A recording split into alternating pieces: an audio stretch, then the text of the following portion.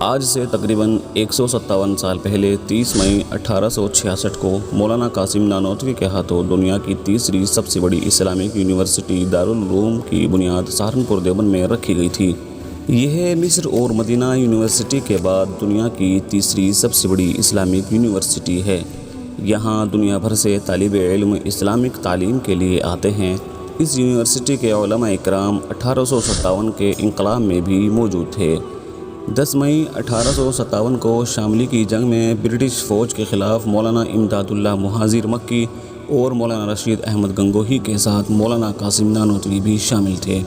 حالانکہ اس جنگ میں انقلابی سپاہیوں کو کافی نقصان پہنچا تھا۔ 1857 ایک ایسا دور تھا جس میں کوئی اپنے ملک کا مستقبل انگریزی اور انگریزوں کے ساتھ دیکھ رہا تھا، تو کوئی اپنی وراثت اور ثقافت کو بچانے کی جنگ لڑ رہا تھا۔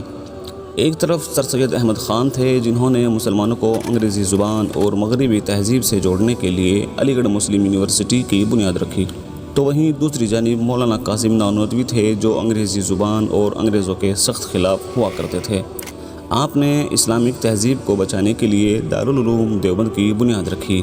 1857 کے انقلاب کے ناکامیاب ہونے کے بعد دارالعلوم دیوبند کے مولانا حسین احمد مدنی، مولانا انور شاہ کشمیری اور مولانا کفایت اللہ دہلوی جیسے بڑے علماء نے 1919 میں جمعیت علماء ہند کی بنیاد رکھی اور انگریزوں کے خلاف اپنی بغاوت جاری رکھی۔